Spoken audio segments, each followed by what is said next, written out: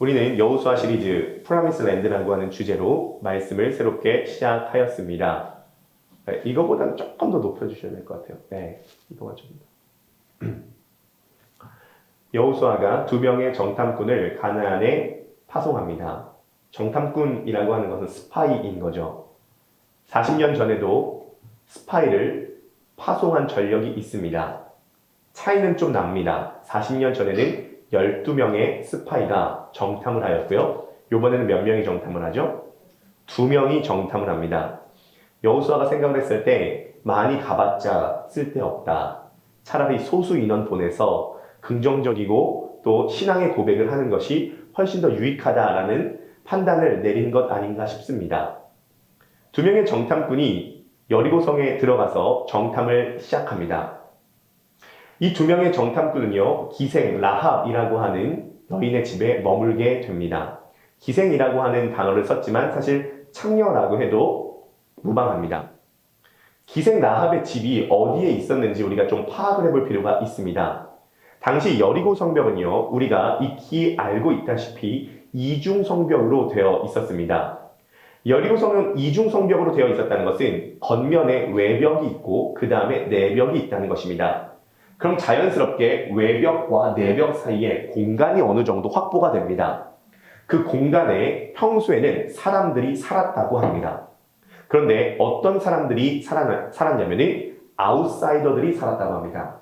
가난하고 좀 천한, 좀 변방에 있는 사람들이 저 아웃사이더에 살았다고 합니다.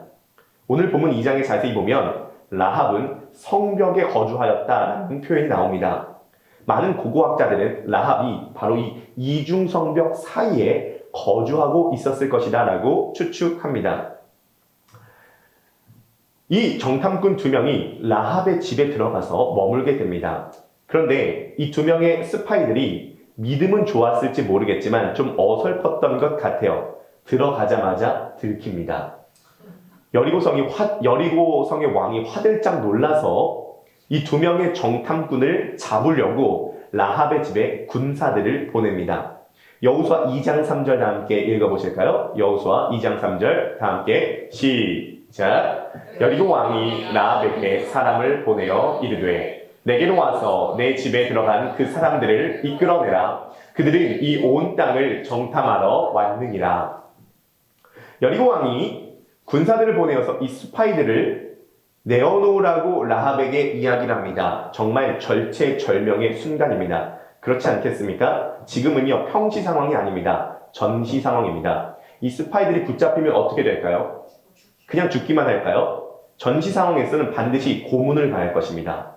주리를 틀고 인두로 찢을 거고 손톱 사이사이에 바늘을 꼽았을지도 모르겠습니다. 그래서 어떻게든 이스라엘의 군사 기밀을 빼내려고 할 것이고요. 마지막에는 결국 죽일 것입니다. 스파이들은 발각되면 고문받고 죽음을 당할 위기에 있습니다. 차라리 혀를 깨물고 자살을 하는 게 나을지도 모르겠습니다.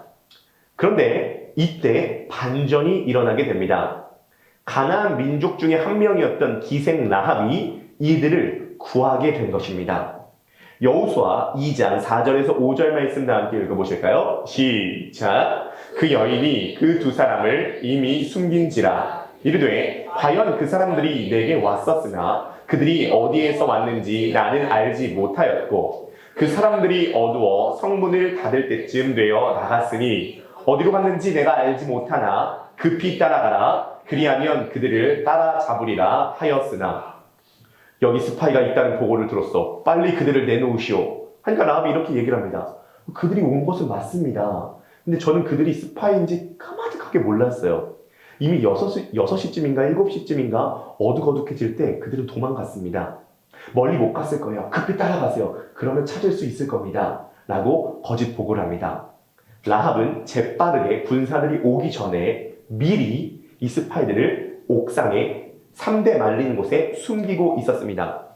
사실 라합도 지금 이 순간은 매우 살떨리는 순간입니다. 그렇지 않겠습니까? 만약에 군사들이 라합의 이 말을 듣고 믿지 않아서 라합의 집을 수색했다라고 생각을 해보십시오. 옥상에 올라가서 스파이들이 발견된다고 생각을 하면 라합이 거짓 증언을 했다는 것이 발각이 됐을 것입니다. 그러면 어떻게 됐겠죠? 라합은 어떻게 될까요? 동일하게 스파이로 몰리게 될 것은 뻔합니다. 그냥 죽을까요? 고문당할까요?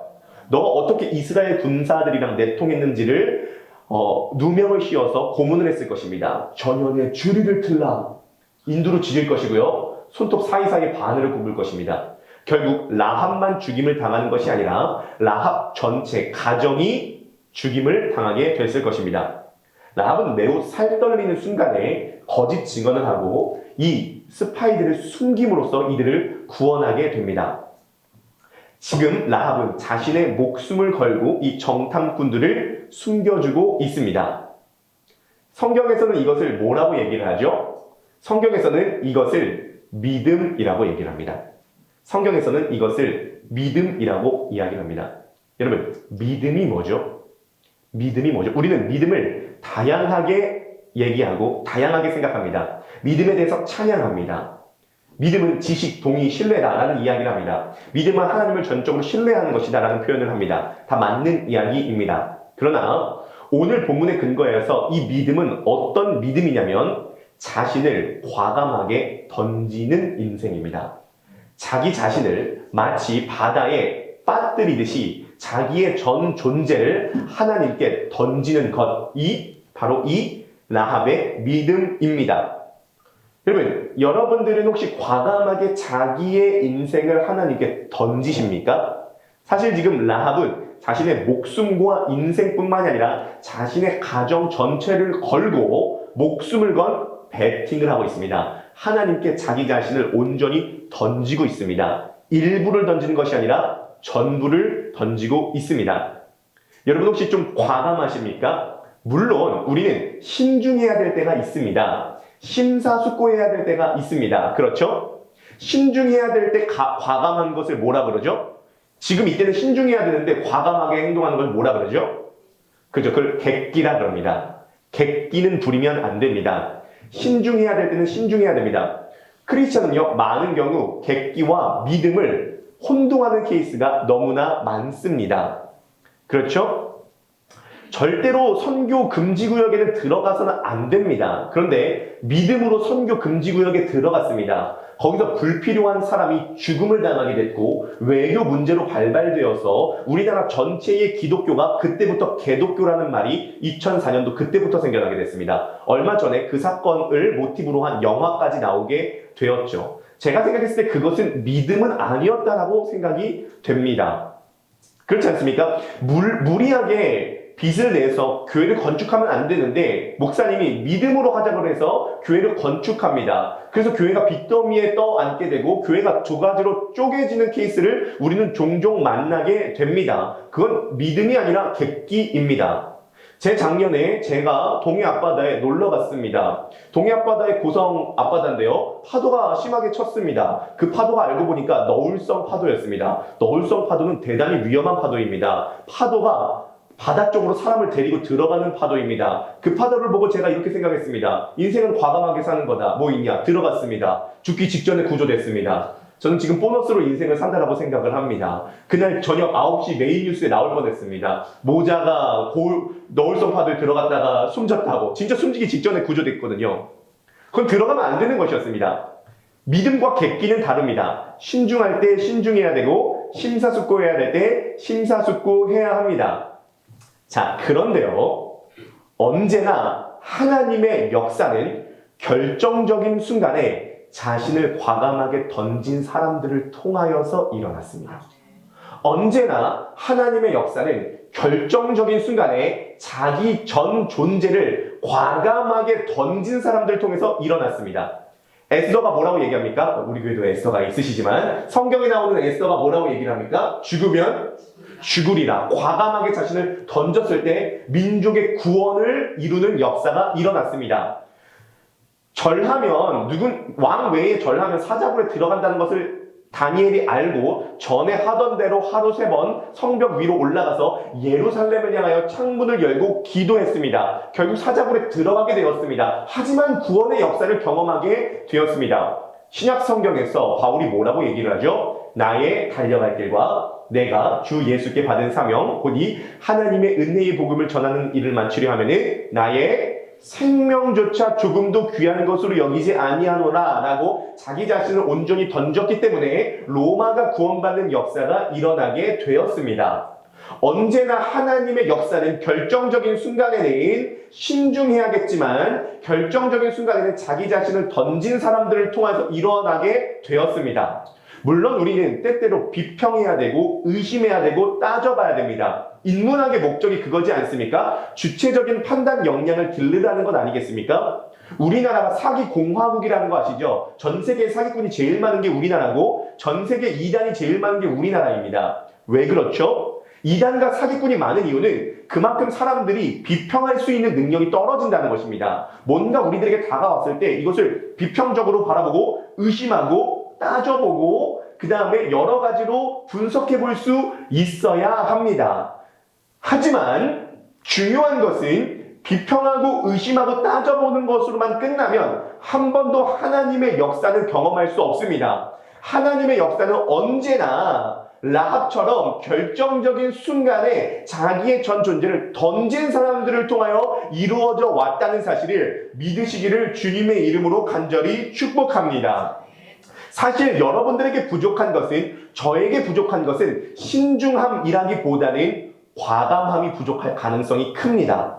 하나님의 역사 앞에서 우리는 자기 안위와 안전감과 미래에 대한 불안 때문에 자기 자신을 완전히 던지는 것을 주저합니다. 우리는 죽으면 어떻게 하지라는 생각이 있습니다. 우리의 믿음의 선배들은요, 라합을 포함해서 믿음의 선배들은 그냥 죽으면 어떻게 하냐? 그럼 죽는다 라는 신앙으로 가져갔지만 우리는 안전감과 그 다음에 우리에 대한 그 미래에 대한 불안 때문에 선뜻 주저하고 있습니다. 찬양 가사 중에 이런 가사가 있죠. 우리 B플랫 한 번만. 왜 너 인생을 언제나 거기서 저 큰 바다 물결 보고 그 민 모르는 깊은 바다 속을 한 번 헤아려 안 보나 언덕을 떠나서 창파에 베끼워 내 주 예수 은혜의 바다로 내 맘껏 쳐가라. 보세요. 왜 너 인생은 언제나 거기서 저 깊은 바다 보고 저민 모르는 깊은 바닷속을 한번 헤아려 한번 항상 바다만 바라보고 들어가진 않고 백사장에서 구경만 하고 있다는 것이죠. 하나님께서 뭐라고 말씀하시냐면 너 자신의 존재를 던지라 라고 초청하고 있습니다. 언제나 하나님의 부르심에는 일정 부분 위험을 포함합니다. 라합을 부르실 때도, 에스더를 부르실 때도, 다니엘을 부르실 때도, 제자들을 부르실 때도 항상 주님의 부르심에는 위험이 포함되어 있었습니다. 라합은 이 믿음을 보였습니다. 자신의 존재를 던져서 자신을 구원했을 뿐만이 아니라 자신의 가정을 구원했습니다. 그러면 이 믿음에는요, 두 가지 기둥이 있습니다. 하나의 기둥은요, 고백이고요. 다른 기둥은 행위입니다. 고백과 행위입니다. 자신을 과감하게 던지는 이 믿음의 두 가지 기둥인 고백과 행위, 이것을 우리가 오늘 하나씩 차례로 좀 살펴보도록 하겠습니다. 자, 첫 번째는요, 믿음의 첫 번째 기둥은요, 고백입니다. 한번 때려보실까요? 고백. 내용과 근거가 없는 믿음이 객기입니다. 믿음은요, 내용과 근거가 있어야 됩니다. 그리고 그 내용과 근거가 고백으로 표현되는 것입니다. 네, 라합의 고백입니다. 여호수아 2장 9절에서 11절 말씀 다 함께 읽어보시도록 하겠습니다. 준비, 시작. 말하되 여호와께서 이 땅을 너희에게 주신 줄을 내가 아노라. 우리가 너희를 심히 두려워하고 이 땅 주민들이 다 너희 앞에서 간담이 농나니 이는 너희가 애굽에서 나올 때에 여호와께서 너희 앞에서 홍해물을 마르게 하신 일과 너희가 요단 저쪽에 있는 아모리 사람의 두 왕 시온과 옥에게 행한 일 곧 그들을 전면시킬 일을 우리가 들었음이니라. 이것이 라합의 고백입니다. 여기서 보면요, 라합이 네, 11절이네요. 계속 읽어보시겠습니다. 시작. 우리가 듣자 곧 마음이 녹았고 너희로 말미암아 사람이 정신을 잃었나니 너희의 하나님 여호와는 위로는 하늘에서도 아래로는 땅에서도 하나님이시니라. 아멘. 세 가지 고백을 합니다. 어떤 고백을 하죠? 첫 번째, 여호와 하나님께서 이 땅을 너희에게 주신 줄을 내가 아노라. 고백을 하고요. 두 번째, 하나님께서 홍해물을 마르게 하신 일과 아모리 사람의 두 왕을 진멸시킨 일을 내가 들었노라. 두 번째 고백이고요. 세 번째 고백이 뭐죠? 여호와 하나님은 위로는 하늘에서 아래로는 땅에서도 유일한 하나님이시다라는 고백을 합니다. 이 고백은 세 가지로 이렇게 요약이 됩니다. 우리 보여주실까요? 첫 번째는요, 하나님이 누구이신지, 두 번째, 하나님이 어떤 일을 행하셨는지, 세 번째, 하나님이 어떤 일을 행하실 것인지입니다. 한번 읽어보실까요? 시작! 하나님이 누구신지, 하나님이 어떤 일을 행하셨는지, 하나님이 어떤 일을 행하실 것인지. 라합의 고백 속에는 이 세 가지가 다 정확하게 들어있습니다. 하나님이 누구시며, 그분이 행한 일이 무엇이며, 그분이 앞으로 어떤 일을 행하실 것인지를 고백하고 있습니다. 이것을 우리는 복음이라고 합니다. 하나님이 누구시며 그분이 행하신 일을 우리는 복음이라고 하는 것이죠. 여러분, 라합은 이 소식을 들었습니다. 이 소식을 듣고 믿었습니다. 그리고 이것을 지금 정탐꾼들 앞에서 말합니다. 이것을 우리는 뭐라 그러냐면 신앙 고백이라고 합니다. 여러분, 신앙 생활 이전에 중요한 전제가 있습니다. 그게 뭐냐면 신앙 고백입니다. 이 신앙 고백은요, 내용과 근거가 없이 고백하는 것이 아닙니다. 신앙 고백에는요, 정확한 내용과 근거가 있어야 됩니다. 라합은요, 정확하게 하나님에 대한 소식을 들었고, 그것을 믿었고, 그것을 그대로 고백하고 있습니다. 문제는 무엇이냐면, 우리들의 믿음에 고백이 결여되어 있는 상태가 너무 많습니다. 믿기는 믿는데요, 믿음의 내용이 부재합니다. 뭘 믿는지에 대해서 물어보면요, 뭘 믿는지에 대한 내용이 중구난방입니다. 실제로 실험을 했습니다. 연세대학교 종교학과 교수님이 실험을 했습니다. 4대 종교, 기독교, 천주교, 불교, 이슬람교의 신도들을 모았습니다. 각 신도들을 몇 명 모았어요. 약 한 40명 정도 모였다고 가정을 해보겠습니다. 그리고 실험을 했습니다. 당신들이 믿고 있는 바 내용에 대해서 적어보십시오. 단 전제 조건이 있습니다. 당신이 믿고 있는 신의 이름을 쓸 수는 없습니다. 예수, 알라, 부처라고 하는 이름을 쓸 수는 없습니다. 통일되게 신이라고만 쓰십시오. 그리고 내용을 적어보십시오. 라고 했습니다. 결과가 어떻게 됐을까요? 결과가 상당히 충격적이었습니다. 실제로 실험한 내용입니다. 어떤 내용이 나왔냐면요, 기독교인들끼리 믿고 있는 바 내용이 근본적으로 달랐던 것입니다. 그리고 더 충격적인 건 기독교인과 불교인이 믿고 있는 바 내용이 훨씬 더 근접했다라고 하는 결과가 나오게 되었습니다. 이것을 보고 어떤 결론이 내리게 됐냐면, 각자의 신앙인들은 자신들이 무엇을 믿고 있는지에 대한 뼈대가 없다라고 하는 실험 결과가 나오게 된 것입니다.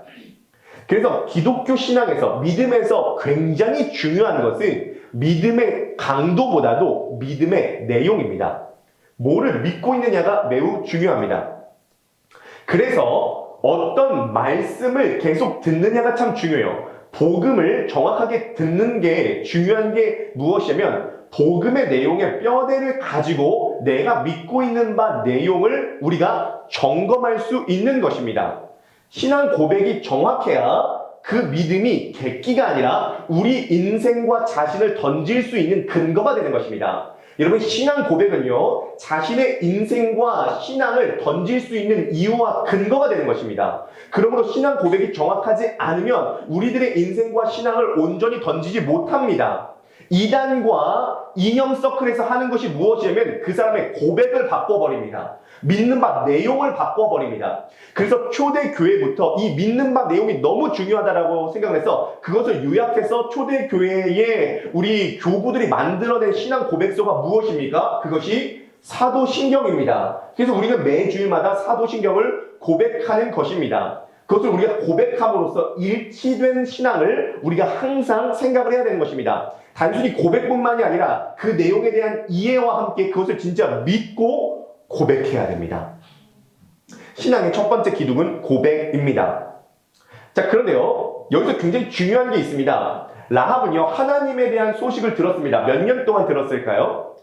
40년 동안 들었던 것입니다. 이스라엘 백성들이 홍해를 건넌 지 40년이 됐잖아요. 라합은 성벽에서 살고 있었기 때문에 여관방을 하고 있었기 때문에 정보통이었을 것입니다. 많은 사람들이 거기서 자고 갔을 거예요. 거기서 계속 소식을 들었을 거예요. 처음에는 흘려들었겠죠. 두 번째는 의심했을 겁니다. 근데 계속 듣다 보니까 라합의 마음 가운데 믿음이 일어나기 시작합니다.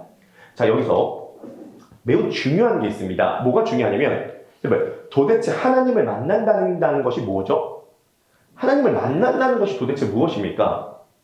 우리가 하나님을 우리가 오늘 예배를 통해서 하나님을 만나야 되는데요. 우리가 맨날 신앙생활 하면서도 하나님을 만나야 되는데 도대체 하나님을 경험하고 하나님을 체험한다는 것이 무엇이죠?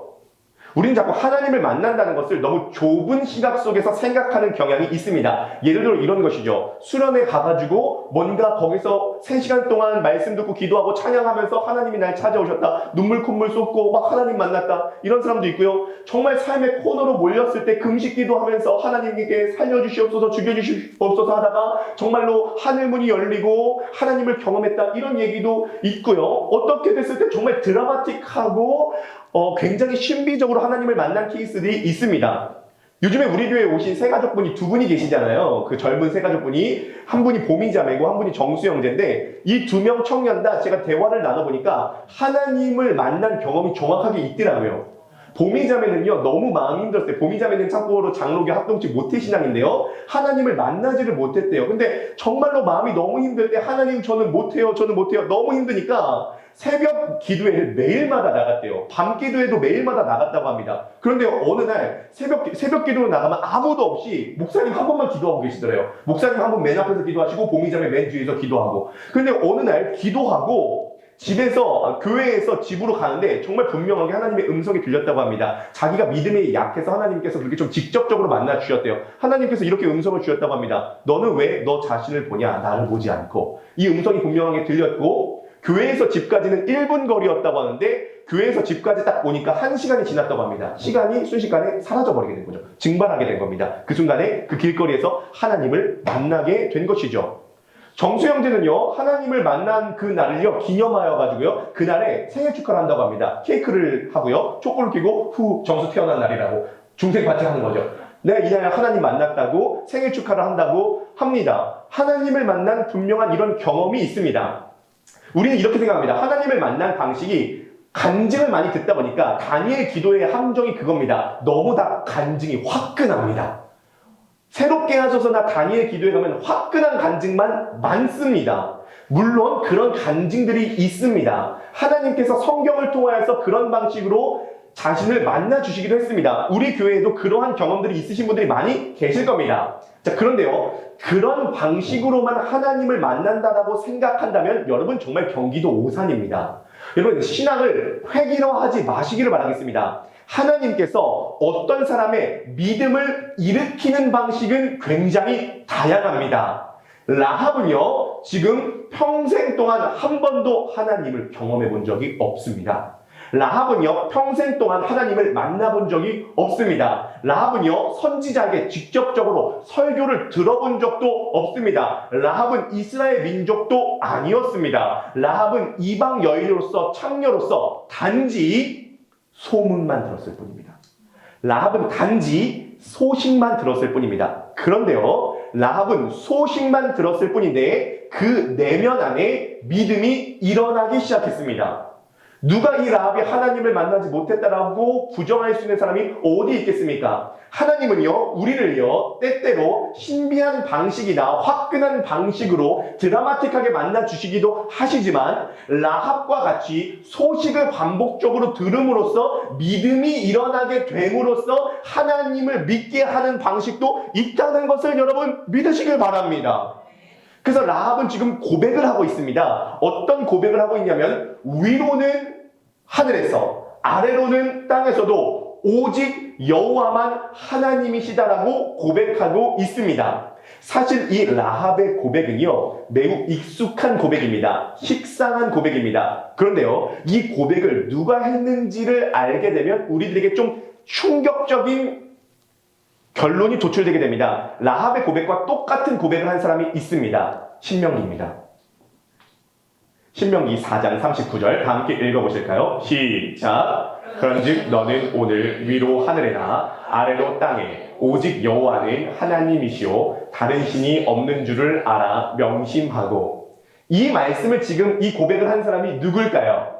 네, 사진에 제가 힌트를 넣어놨죠. 이 고백을 한 사람은 모세입니다. 지금 라합의 고백은 정확하게 모세의 고백과 동일한 고백을 하고 있습니다.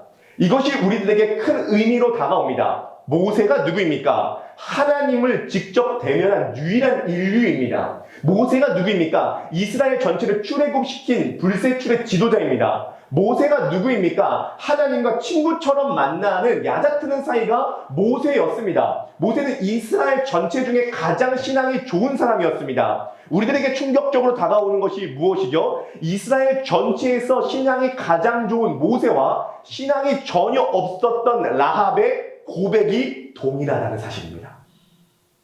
그리고요, 이 고백의 깊이도 동일합니다. 그러므로 이 고백의 파워도 동일합니다. 모세가 지금 선언하고 있는 하나님의 존재와 라합이 지금 선언하고 있는 하나님의 존재는 동일한 파워가 있습니다. 모세가 만난 하나님과 라합이 만난 하나님은 동일한 하나님입니다. 모세가 직접 대면한 하나님도 진짜 하나님이고 라합이 소문으로만 들었던 하나님도 진짜 하나님입니다. 모세의 믿음도 진짜 믿음이었고 라합의 믿음도 진짜 믿음이었습니다. 하나님은 모세와 같은 방식으로 우리들의 믿음을 일으키시기도 하지만 라합과 같은 방식으로 우리들의 믿음을 일으키시기도 합니다.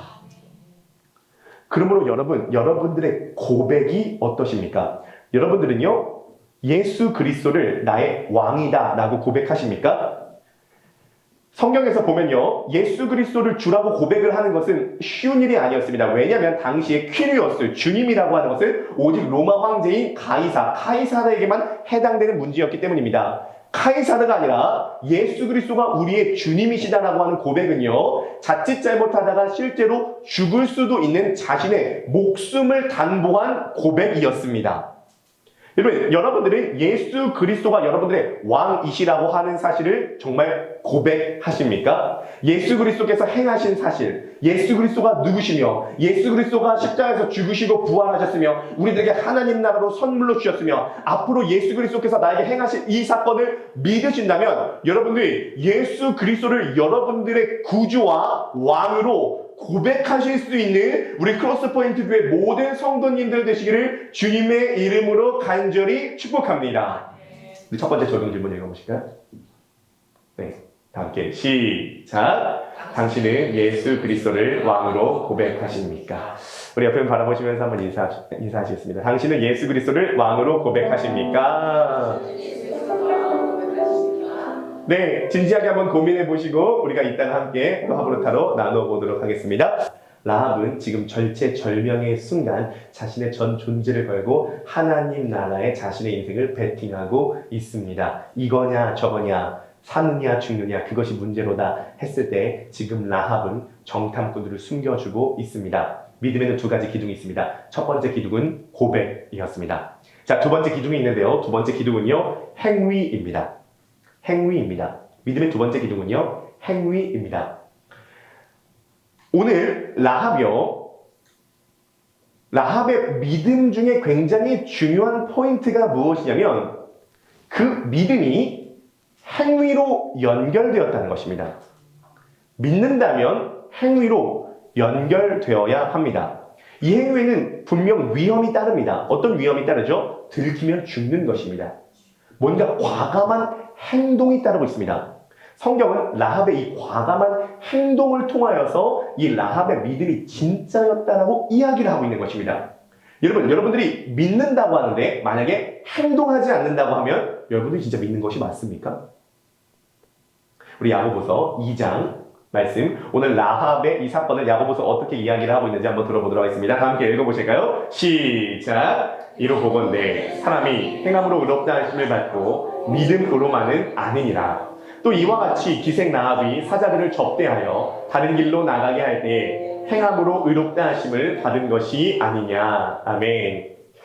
이 구절은 우리를 굉장히 당황스럽게 만듭니다. 왜죠? 크로스포인트 교회에서 조금 오랫동안 말씀을 들어왔던 분들은 좀 충격적으로 다가오실지도 모르겠습니다. 우리가 개척하고 나서 거의 6개월 동안 나눴던 말씀은 로마서입니다. 그런데요, 우리가 로마서가 믿음으로 말미암아 의롭게 된다는 것을 우리가 충분히 나눴는데 야고보서에서 오늘 뭐라고 얘기를 하냐면 이로 보건대 사람이 행함으로 의롭다 하심을 받고 믿음만으로는 아니니라라고 분명하게 야고보서가 이야기를 하고 있습니다. 여러분 어떻게 생각하십니까? 여러분 믿음으로 의롭다 하심을 얻는 것입니까? 행함으로 의롭다 하심을 얻는 것입니까? 라합이 구원을 받았던 것은 믿음 때문입니까? 행함 때문입니까? 우리 한 구절을 더 보도록 하겠습니다. 우리 로마서 3장 28절인가요? 로마서 3장 28절 함께 시작. 그러므로 사람이 의롭다 하심을 얻는 것이 율법의 행위에 있지 않고 믿음으로 되는 줄 우리가 인정하노라. 그렇죠. 로마서에서는 분명히 우리가 의롭다 하심을 얻는 것이 율법의 행위가 아니라 믿음으로 된다는 것을 인정한다고 분명히 선언하고 있습니다. 이것은 고전적인 주제입니다. 야고보서는 믿음이 아니라 행함으로 의롭게 된다고 얘기를 하고 믿음만으로는 아니라고 얘기를 하고 로마서는 분명히 율법의 행위가 아니라 믿음으로 의롭게 된다고 분명히 선언합니다. 충돌하는 것처럼 보입니다. 여러분 이것을 어떻게 조화시킬 수가 있겠습니까? 주일 예배이기 때문에 너무 깊거나 다양한 얘기를 하지는 않겠습니다. 그러나 이 부분은 너무 중요한 부분이기 때문에 정확하게 짚고 넘어가 볼 필요가 있습니다. 여러분 어떻게 생각하십니까? 믿음으로 의롭다 하심을 받는 것입니까? 행함으로 의롭다 하심을 받는 것입니까? 믿음으로 의롭다 하심을 얻는 것이 맞습니다. 여러분 헷갈리지 마십시오. 여러분들이 구원을 받는 것은 여러분들의 행위나 여러분들의 공로 때문이 아니라 오직 믿음으로 구원받는 것이 맞습니다. 아멘이십니까? 자, 그런데요, 왜 야고보서는 믿음만으로가 아니라 라합이 구원을 받았던 것은 그의 행함 때문이다라고 이야기를 하는 것이냐면 이런 것입니다. 야고보가 얘기하는 건 이것이에요. 너가 믿어? 근데 행동하지 않아? 그럼 원래 이 믿음도 가짜야. 믿는데 행동하지 않는다면 이 믿음도 가짜야 라고 이야기를 하고 있는 것이죠. 그래서요, 살아있는 믿음은요 절대 믿음만으로 남아있지 않고요 이 믿음은 반드시 행함으로 연결되게 되어 있습니다.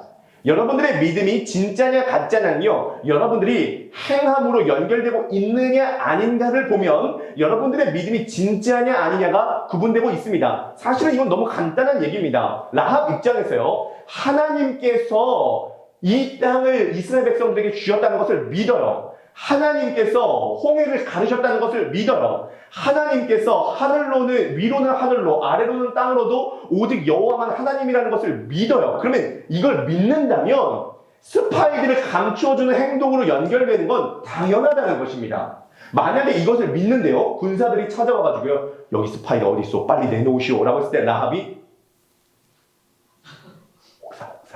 이렇게 얘기를 해봤다고 생각을 해보십시오. 꼰질렀다고 생각을 해보십시오. 그러면 라합은 진짜 하나님을 믿었던 게 맞을까요? 아니라는 것입니다. 이것이 우리가 갖고 있는 문제입니다. 우리가 이렇게 생각을 합니다. 아 그래 맞아. 우리의 행함으로는 안 돼. 예수 그리스도께서 십자가에서 다 이루셨다고 말씀하셨고 그분을 믿으면 그분의 행위가 우리 것이 되는 것이니까 우리는 아무것도 안 해도 돼 라는 생각을 갖고 있다면 여러분들은 믿음을 오해해도 한참 오해한 것입니다. 제가 군대에 있을 때요 논산훈련소에서 한 주에 세례를 몇 명을 받았냐면은 1000명을 받았습니다.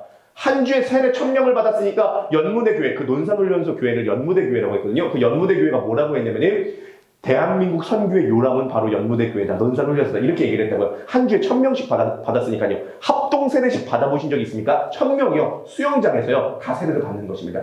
유명한 목사님들 그때 많이 봤습니다. 뭐 곽선희 목사님부터 시작을 해가지고 우리나라에 내로라고 하시는 목사님 오셔가지고 다 세례를 주셨는데요. 세례를 받을 때 이렇게 합니다.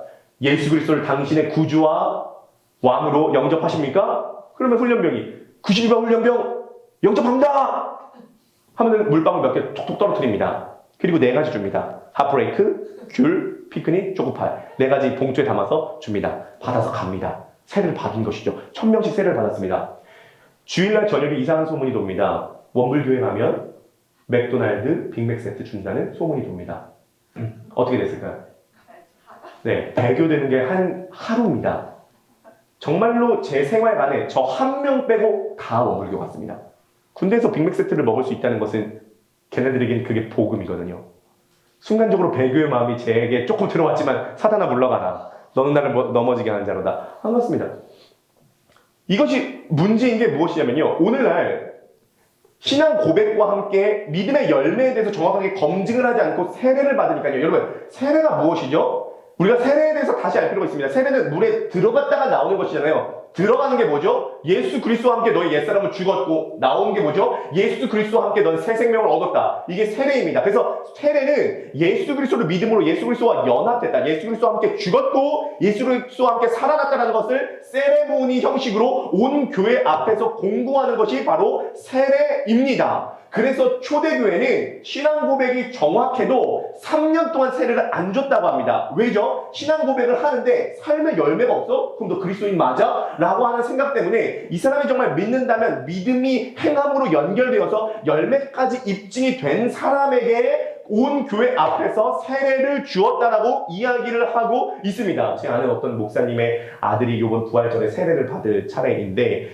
문제가 뭐냐면 그 아들이 뭐라고 얘기를 하냐면 나는 예수 그리스도의 부활을 못 믿겠다 이렇게 얘기를 해버린 거예요. 예수님이 초능력자도 아닌데 어떻게 죽음에서 스스로 살아날 수 있느냐 이렇게 얘기를 한 거죠. 목사님이 그래도 무조건 그냥 받아. 그냥 절대 그냥 받으면 안 됩니다. 내가 부활을 믿지 않고 부활을 고백하지 않는데 어떻게 세례를 받을 수 있죠? 그러니까요. 세례식이 자기가 세례 언제 받았냐고 물어보면요. 언제 받았는지도 모릅니다. 이건 뭐랑 똑같냐면 당신 결혼 언제 했습니까? 모릅니다. 이런 거랑 똑같습니다. 그러니까 그 사람의 믿음의 열매까지도 이어지지 않게 그냥 막 세례를 줘버리니까 신앙에 있어서의 파워가 생기지 않는다는 것입니다. 자신을 과감하게 던진다는 것은 정말 믿는다면 이 믿음은 행함으로 이어지게 됩니다.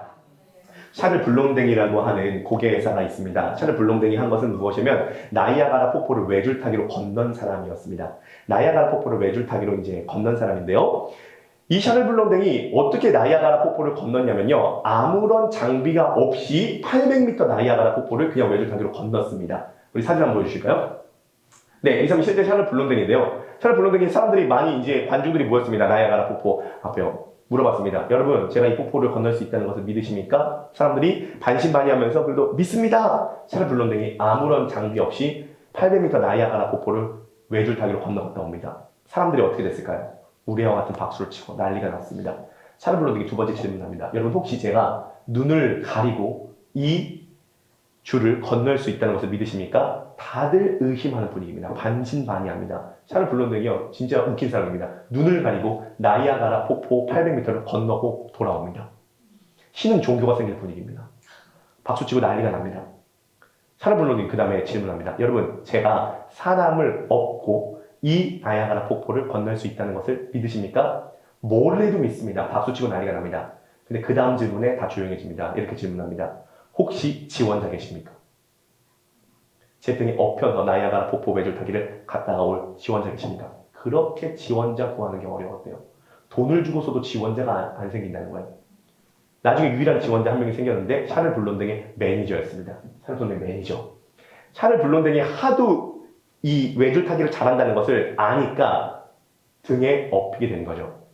믿는다라고 말은 하는데 타진 않습니다. 이것은 믿음이 없다라고 야고보서 얘기하는 겁니다. 진짜 내가 예수 그리스도를 믿는다면 예수 그리스도에게 엎혀서 가야 되는데 우리는 위험을 감수하지 않습니다. 자신을 던지지 않습니다. 우리는 그 등에 타지 않습니다. 구경은 잘합니다. 말은 잘합니다. 고백을 할 수 있습니다. 당신은 외줄타기 충분히 건널 수 있습니다. 당신은 죄와 사망의 권세에서 이기셨습니다. 당신은 죽음으로 죽임을 죽이셨습니다. 당신은 하나님의 나라를 가지고 오셨습니다. 라고 얘기를 하는데 지원자 계십니까? 탈 사람 계십니까? 라고 했을 때 타지는 않습니다. 제가 생각을 해볼 때 여기 누가 탈 수 있냐면은 탈 수 있는 사람이 있습니다. 누가 탈 수 있을까요?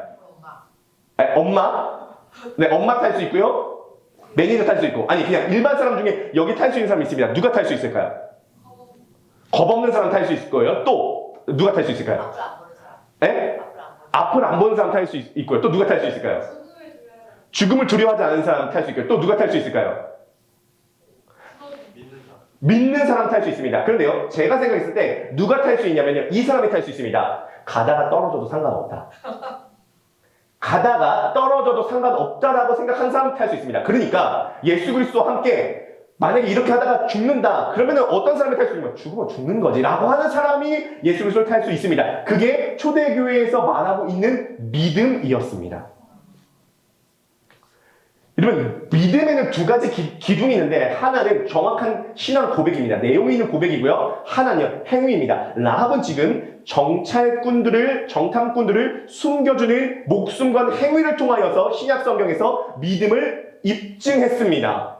여러분, 예수 그리스도를 믿으신다면 예수 그리스도께서 여기로 오라라고 하실 때 갈 수 있는 그 사람이 믿음이 있는 사람이라고 성경은 이야기를 하고 있는 것이죠. 여러분들은 어떠십니까? 여러분의 자신을 던지실 수 있으신가요? 두 번째 적용 질문입니다.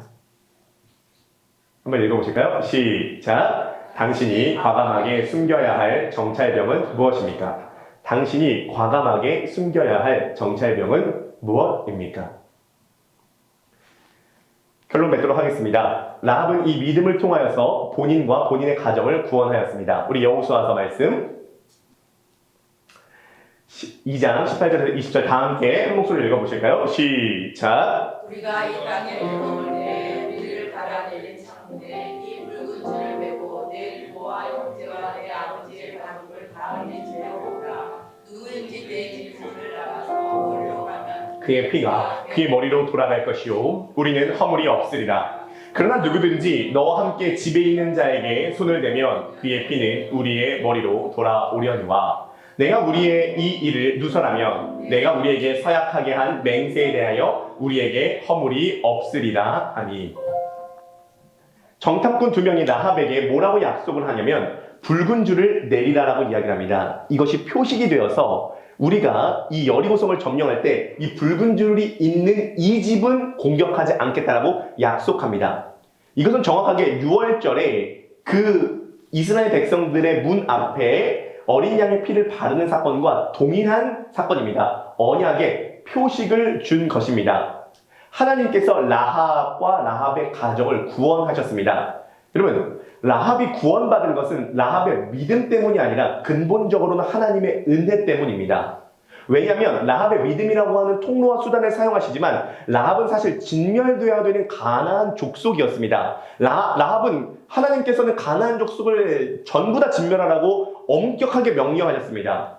게다가 라합은 창녀였습니다. 라합은 이스라엘 백성들의 언약 백성이 아니었습니다. 그러나 하나님께서 이 죄인을 구원하셨습니다.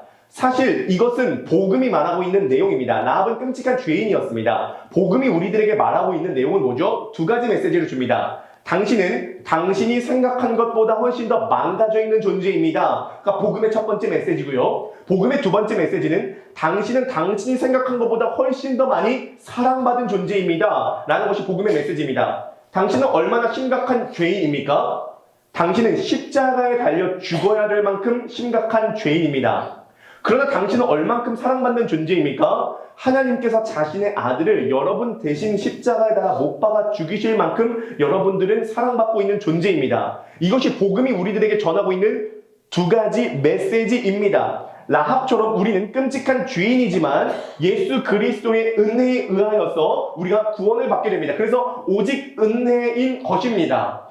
여러분, 결국은 예수 그리스도께서 여러분들을 대신해서 죽으심으로 그것을 믿음으로 여러분들이 구원받게 되었습니다. 라합은요, 자기 자신의 목숨을 구원하기 위해서 자기 자신의 목숨을 내놓았습니다. 하지만 예수 그리스도는요, 우리의 목숨을 구원하기 위해서 자기의 목숨을 내놓으셨습니다. 우리가 예수님에게 과감하게 던지기 전에 예수 그리스도께서 자신의 전 존재를 던지셔서 우리를 구원해 주셨습니다. 자신의 전 존재를 우리들에게 던지실 만큼 우리를 지극히 사랑하셨기 때문입니다. 여러분, 그러므로 여러분 자신을 과감하게 주님께 던지기 전에 예수 그리스도께서 여러분들을 위해서 행하신 그 사건을 바라보시고 들으시고 익히시기를 바라겠습니다. 구주를 바라보시기를 바라겠습니다. 자기 자신을 아낌없이 버리신 구주를 바라보시고 그분의 이야기를 들을 때 구주께서 여러분들 안에 없는 믿음도 일으키실 줄 믿습니다. 믿음이 없다고 여러분 너무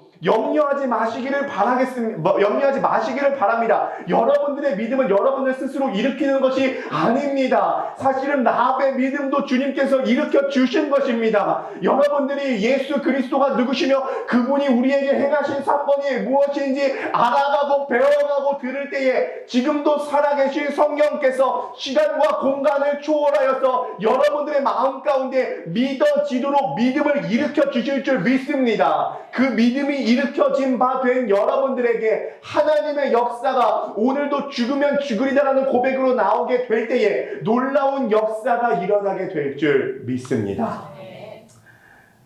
그러한 라합이 여러분들이 되시기를 주님의 이름으로 간절히 축복합니다.